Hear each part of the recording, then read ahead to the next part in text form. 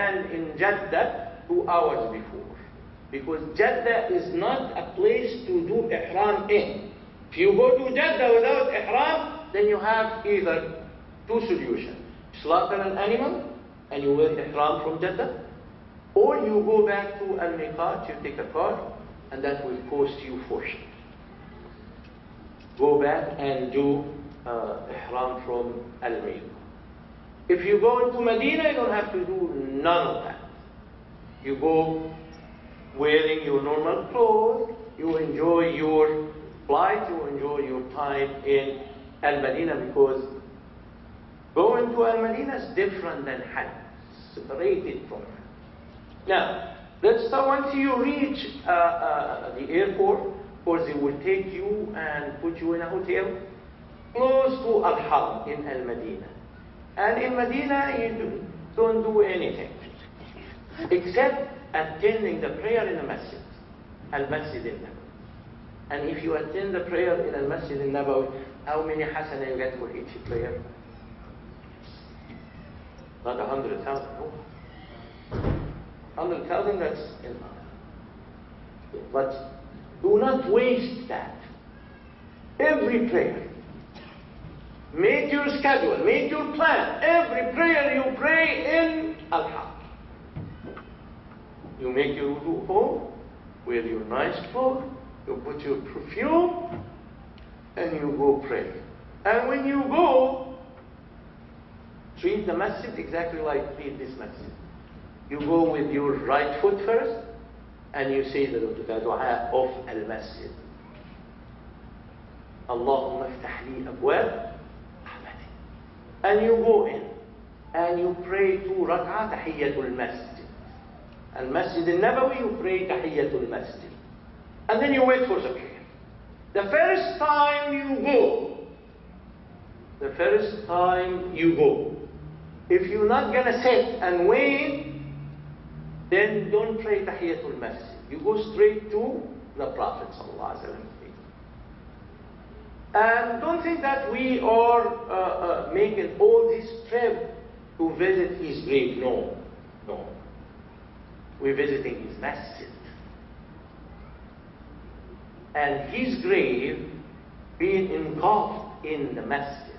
So we go in there to visit the graveyard that where the Prophet ﷺ been buried. You understand this part? And between the Prophet's grave, which is the room of Aisha, radiallahu anha, Sayyida Aisha, and his member, his pulpit, is not like this, is a member with stage on, is part of Al-Jannah. Part of Al-Jannah. We try to go there and pray 2 rak'ahs. But before we come to that, once you reach Al-Masjid, you go in straight to the Prophet's grave. And what you will see, because you will see people coming this way, and this is the picture you see. And you're going to come this way, looking here. And when you walk, don't walk with your side. Of course, you're going to walk with your side, your left shoulder to the Prophet. Try to give him your chest, like face him, out of respect. And also some people, they wear special sandals, special shoes, and special expensive one, and they carry it on under their arm, and they go visit the Prophet with it. You go and meet with the president. Can you go with that look on you? Or with that form of you cannot. So you should be. So if you have that, just put it aside, and you just go. Or you keep it, like hide it, and you visiting the Prophet. Best man ever walked on the earth. The man that who guided you by the will of Allah. The man that who loved you and wants you to go to Al-Jannah. So you're going to go, once you come to those doors, there are 6 of them. Like you see, 1, 2, 3, 4, 5, 6 over there. And each one has, the first 2, they have like holes on them. The first one, those have nothing. No grave. The rooms of the Prophet ﷺ is in the middle, 2 doors. If you want to come, this or you can see, brother. You can see, it's fine. If not, then please come. Now, you will see special hall here with a special look. Behind it is the grave of the Prophet ﷺ. Once you reach it, before you reach it, you face it. And what you do is you say, Assalamu alayka ya Rasulullah. That's all you can say. And then you keep moving. You don't stop because a lot of people there and they will push you. That's all you need. And if you say, أشهد أنك بلغت الرسالة وأديت الأمانة ونصحت الأمة فجزاك الله عنا خير الجزاء. You can say that also. May Allah reward you, Prophet of Allah, brought Islam to us. But the least you can say, Assalamu alayka ya Rasulullah. And then you keep moving. In the same area, in the same door, you will see two other holes. That's where Hadrat Abu Bakr radiallahu anhu, his grave. And the second one is the place of Hadrat Umar radiallahu tabaraka. Same thing. Once you get there, you say, Assalamu alayka ya Khalifat Rasulullah. Or Assalamu alayka Hadrat Abu Bakr. You don't say Assalamu alayka Abu Bakr. Abu Bakr is not playing with you. You know who's Abu Bakr? You be respectful. Assalamu alaykum Hadrat Abu Bakr, Khalifat Rasulullah sallallahu alayhi wa sallam. And not only there, I want you to title them. No, even during life, you see your child say, "Oh, Abu Bakr said." That's wrong. You don't say that. Or Uthman said, or Ibn Mas'ud said. Those are Sahaba. Those are companions of the Prophet ﷺ. They are the reason we are here in this masjid. We should have respect for them. Say Hadrat Abu Bakr, Hadrat Umar, Hadrat Aisha, radiallahu ta'ala. Understand? That's adab. Call that adab. You give salam to Hadrat Umar, you leave. That's it. You finishing Ziyaratul Medina. One time I was performing Hajj and no time whatsoever, and I want to go back. And I left only with 4 or 5 hours. So I took a car and I visited Al-Masjid. I don't even remember if I prayed Asr there or not. I just visit. I gave salam to the Prophet and I rode the car back and I came to my place. But certain people say, oh, you have to pray 40 namaz. Oh, you have to. There is no such a thing. But as long as you are there, you pray in the masjid. You make your schedule. I'm going to go shopping, yes, between Dhuhr and Asr. But once Asr time, what time? 2 o'clock, 2 o'clock. 1:45, I will be in the masjid. Waiting for the prayer. My advice to you, buy all your stuff, all your gifts from Al-Madinah. It will be easy, and people there are very friendly, and you will enjoy buying and selling in Al-Madinah. In Al-Madinah, you don't do nothing else but what I said. If you have there, like, they will arrange for mazarat, something like you go visit. If you don't visit them, it's okay. Your Hajj is acceptable. Even if you don't visit the Prophet's Masjid, your Hajj is acceptable. This is extra. This is like wasiyah, advice from the Prophet ﷺ, if you want to do it.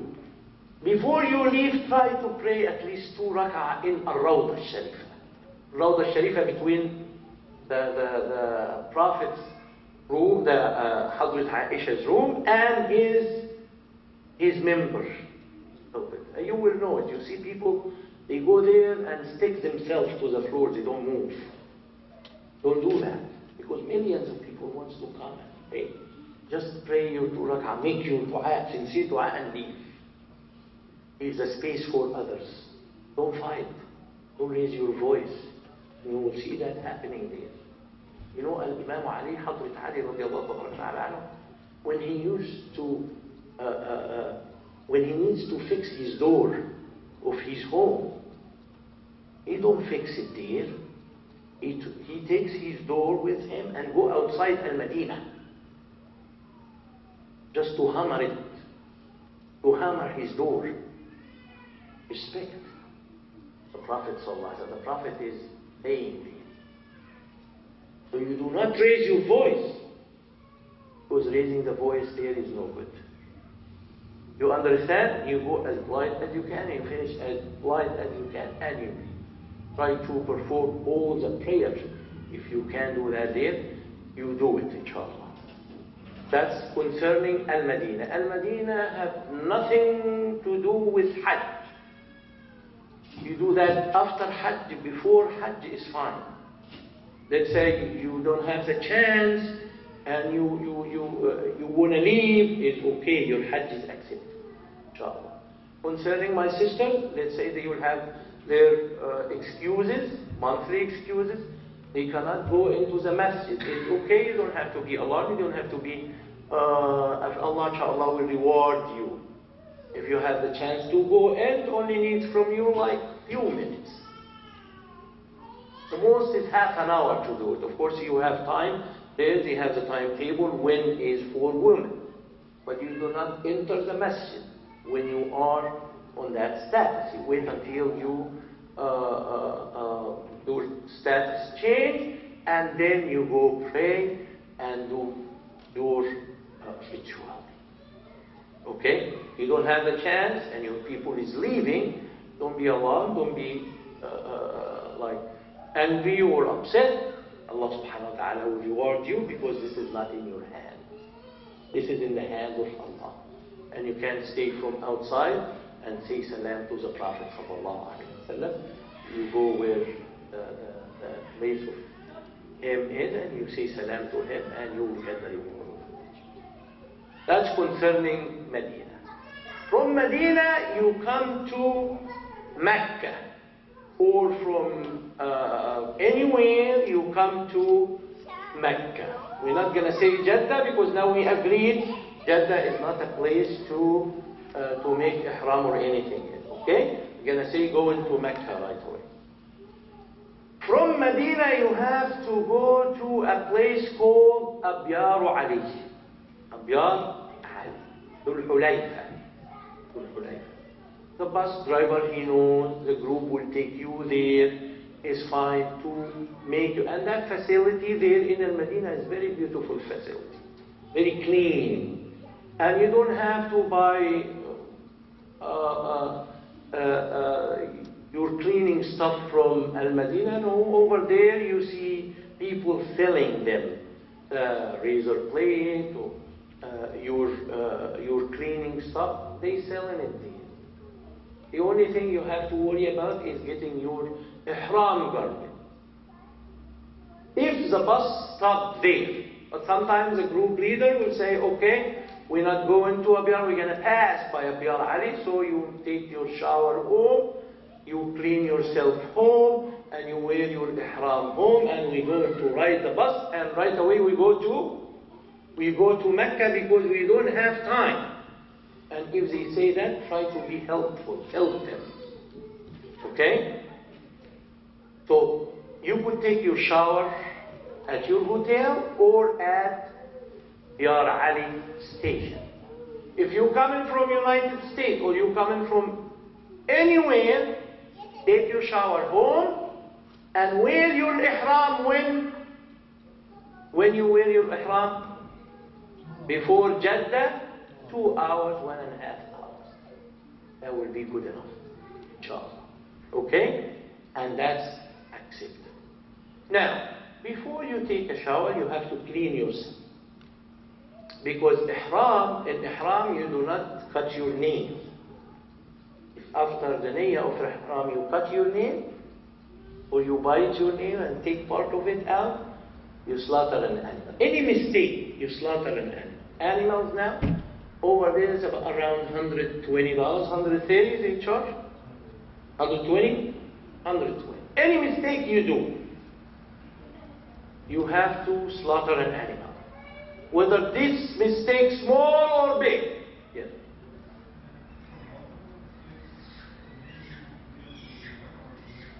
With every one mistake, you slaughter an animal. That's why you have to be careful. I'm coming to it. So what you do is, before ihram, what you do is you cut your nail. You shave your unnecessary hairs. One time I told a brother, okay, I explained with him, you shave the unnecessary hair. Beard is not unnecessary hairs. Actually, I didn't say that you shave your beard. No. But if you want to clean this part, you clean this part, it's fine. If you want to cut your mustache, is okay. Under your armpit, you clean. And I didn't say nothing about the chest. I saw the brother coming and shaving both his chest. Hey brother, what are you doing? He said, Sheikh, you said unnecessary here. I see this is unnecessary. No, and it was funny trip. But no, you don't do that. Shave unnecessary hair, we all know. So you shave that hair, you clean yourself. You could use soap, you could use it. You could use perfume before you wear the ihram. There's no problem. For the intention of ihram, you could put perfume on. It's fine. After you do that, you take your shower with the niyyah of ihram. Once you take the shower, you wear your two garments. Sometimes people wear underwear. I'm talking about the brothers. And even nowadays, they manufacture the ihram in China. And China people, they don't know what's, they only do that for business. So what they do is they make like, from the same cloth, they do underwear. And people wear it. That's a mistake. You slaughter an animal. You don't wear nothing except one garment on the bottom and one garment on the top. Inshallah. And if we have it, maybe next time we will have it, then I will show you how to put it on, inshallah. If someone have it, I could show you. Anybody have the two garment or the two cloth? No? Don't have it? Okay. You wear those and no underwear whatsoever. Nothing will contain your foot or your arm or your head. No hand, no, of course you can wear glasses, it's fine. You can wear your watch, it's fine. You can carry a backpack with you, small backpack to carry your stuff in, it's fine also. You can wear a belt, it's okay. It's fine. I don't advise my brothers and sisters to go buy a belt where they sell them. You want to buy them to help them, it's fine. But don't buy it and keep money in it, because all thieves, they know that you're keeping the money there. So what they do is they get the razor and just cut it. And while you are busy doing tawaf or doing, all of a sudden you, no belt. Everything is gone. So it's easy thing when you wear your garment, you get the cloth like this, you put it from the back and you bring it to the front, and then you bring this side inside here, and then you hold it with the other side. You bring the other side here, and what you do is you roll it. You roll it down, and it won't fall down. And what I do, I put my money in that roll. My money in that roll. A lot of money, I put it here. Just put it and I roll it. Nobody can touch it. Nobody knows about it. And don't tell nobody. Because if it's been, if the thieves hear about it, then you will be naked. You see, that's what I do. You don't use pens or safety pins. No, you don't want to use it. You don't use it. It's very, very strong. And if I wear it now and you pull it, it won't come out. You just, as I said, you get the garment and you put it like this. The first one you put it inside here, and you bring the second one in. You make it a little loose for your leg to move, and then you just roll it. And have to cover your knees and belly button.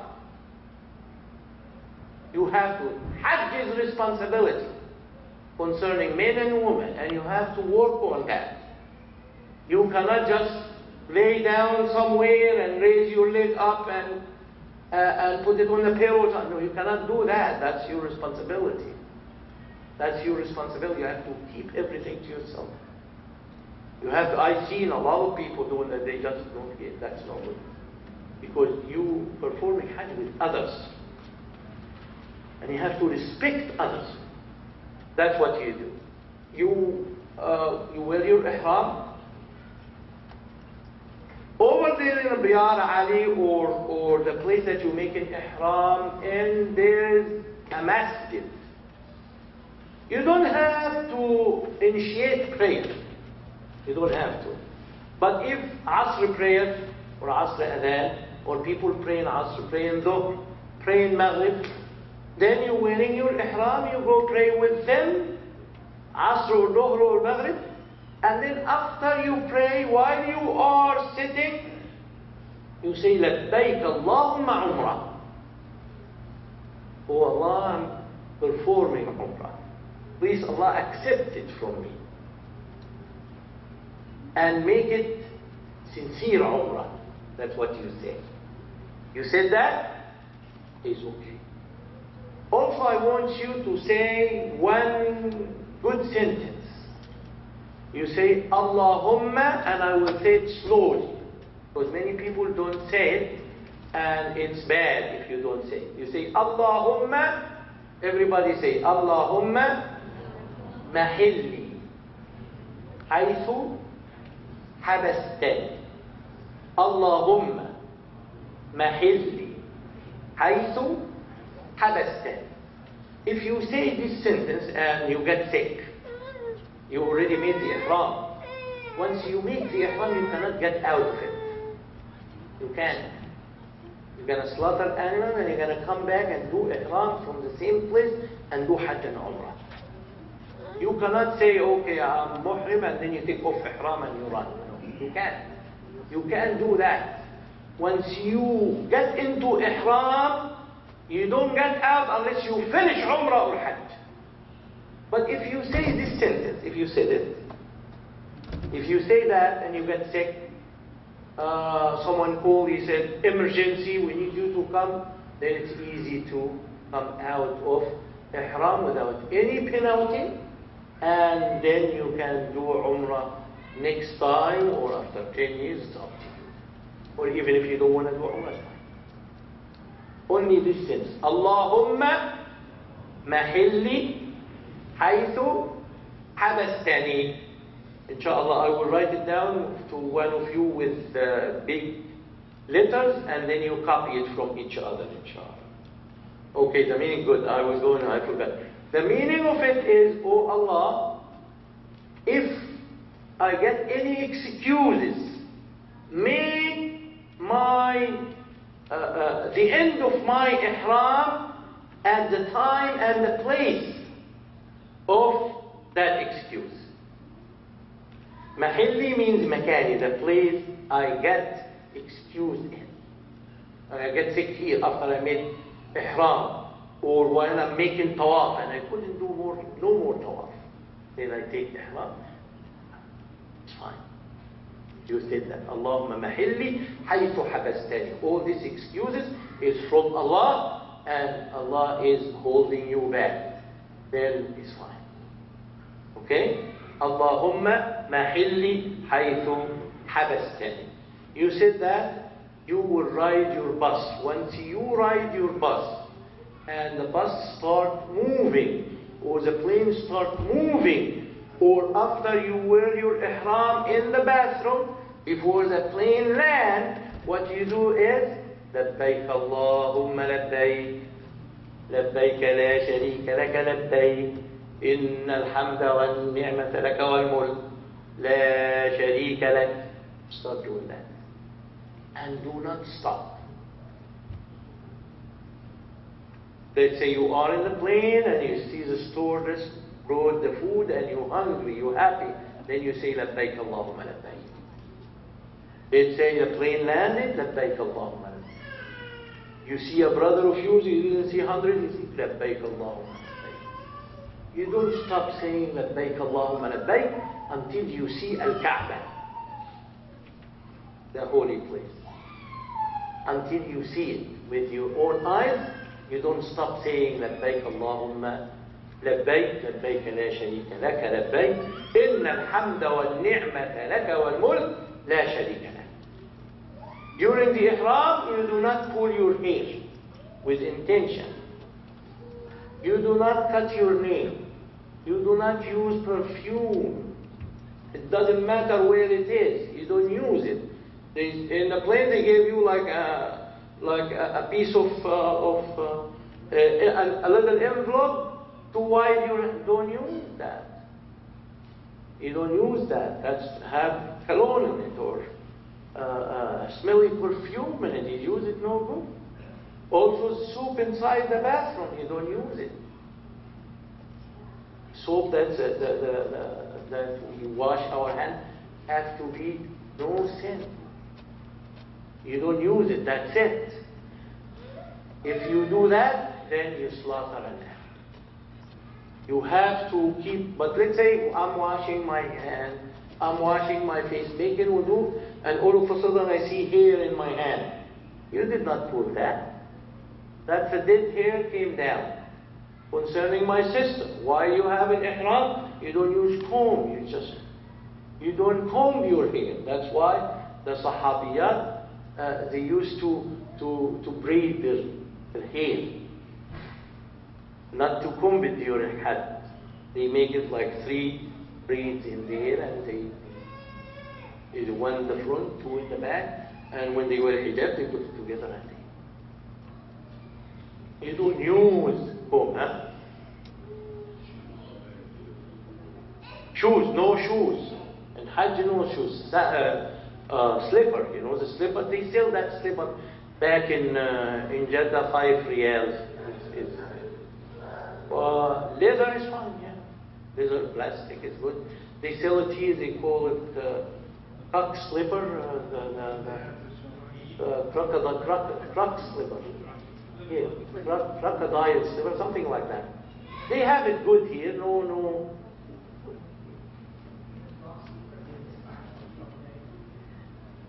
Is the sign of picture? Have a picture? Well, it doesn't matter. Even if you have a picture of bush, it doesn't matter. There's no problem because you're wearing it, and wearing the sandal is like it's a disrespect. It's not like I couldn't put my picture on the sandal and I wear it. That disrespect. So it's okay to have a picture. It's fine. In that. Yeah, but I mean, try to get it like they sell it, but very nice and open one, and they good. They very strong. In Walmart, they have it in Walmart. If you can find it, then you get a slipper from Jeddah airport. If you can't find anything, you wear your shoes, but you fold it from the bag until you find something. Okay. So that's concerning ihram, and now you're ready or you're moving toward Mecca. I don't want you to chit-chat too much. You paying money, you're spending effort, you're taking time off your work, you're leaving your family behind with the intention to please Allah. Right?